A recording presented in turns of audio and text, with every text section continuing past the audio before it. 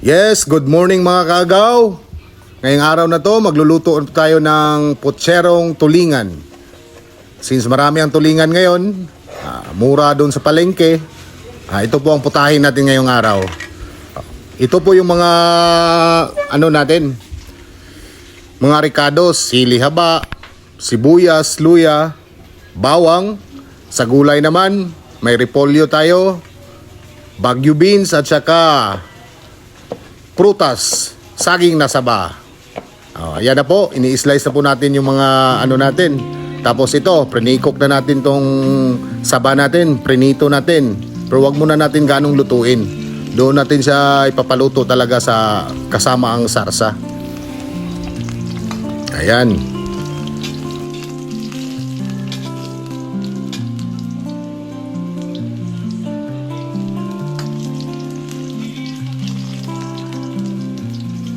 Dito na part mga agaw, hanguin na po natin yung prinito nating saging saba. Tapos isunod natin itong Baguio beans. Huwag po lang natin masyadong lutuin yung Baguio beans para hindi po siya malabsak pag kinain.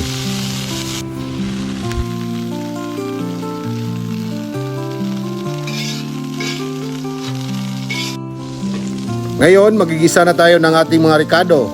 Sibuyas, bawang, konting luya. Tapos isunod natin yung sili natin. Pwede na po natin ihalo lahat yan. Ganon din yan. Sabay din yan kakainin.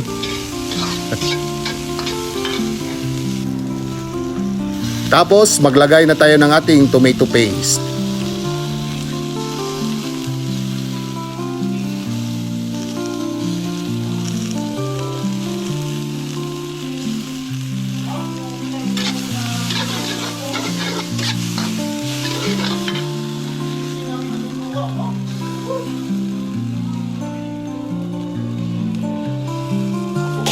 Pagkatapos po natin malagay ang ating tomato paste, lagyan na po natin ng tubig. Mga 2 tasang tubig.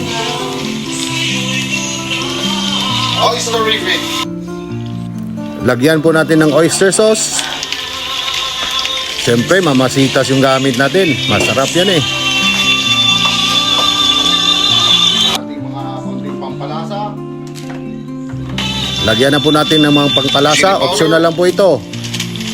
Chili powder para may konting sipang anghang.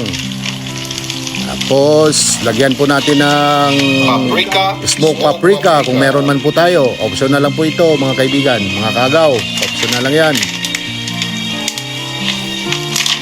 Paminta. Halo.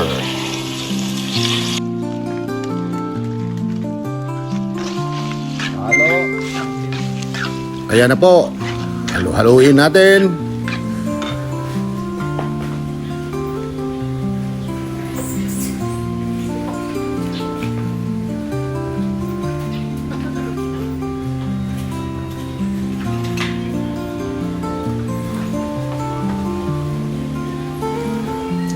Tikman natin kung sakto na ba yung lasa. Yum.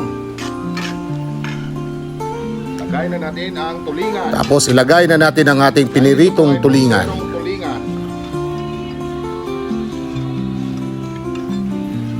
Masarap itong mga kaagaw.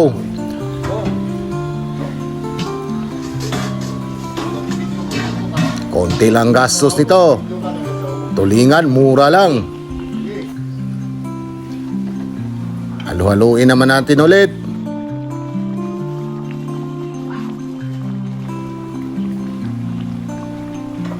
Lagyan na natin ng konting umami. Siyempre, patakan natin ng konting umami.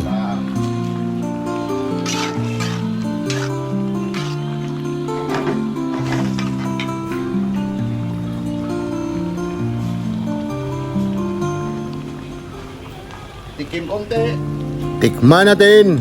Kung sakto na bang lasa. Para mailagay na natin ang ating mga gulay. Kulang pa tayo ng umami. Nilagyan natin ulit ng betsin konti. Tsaka asin.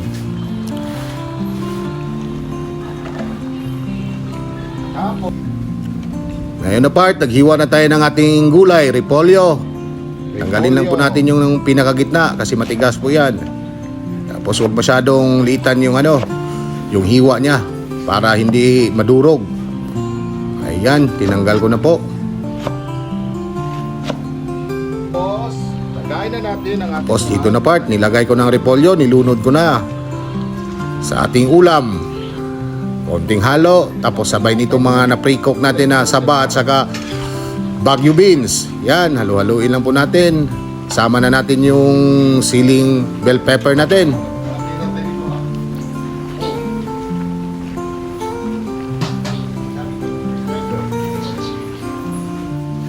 Ayan, halo-halo lang.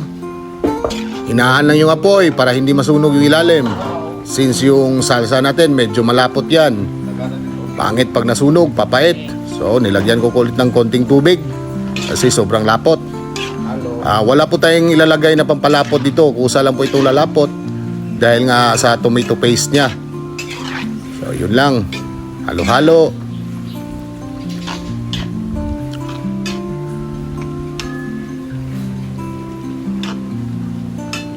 Takpan natin. Hinaan natin ang apoy. Ayan, haluin naman natin ulit. Tingnan natin kung okay na yung mga gulay natin para makakain na tayo. Ayan, halo ko lang. Ito na ang best part. Kainan na. Ito na. Ayan. Wala na, sinandok na ni Agaw. Ayun. Yun lang. Pagkasabor nito mga kaagaw. Pasensya na. At medyo nagutom ko kayo. Ayan. Ilagay na natin. Patakan natin ng salsa. Ayun. Pagkasarap. Patay na naman ang bahaw nito. Ubos na naman ang bahaw. Ayan po ang itsura ng ating putserong tulingan. Ilabas ng bahaw. Ayan, sumandok na. Dito na part, kakain muna tayo. Salamat sa panunod mga kaagaw. Ayan na po, kainan na.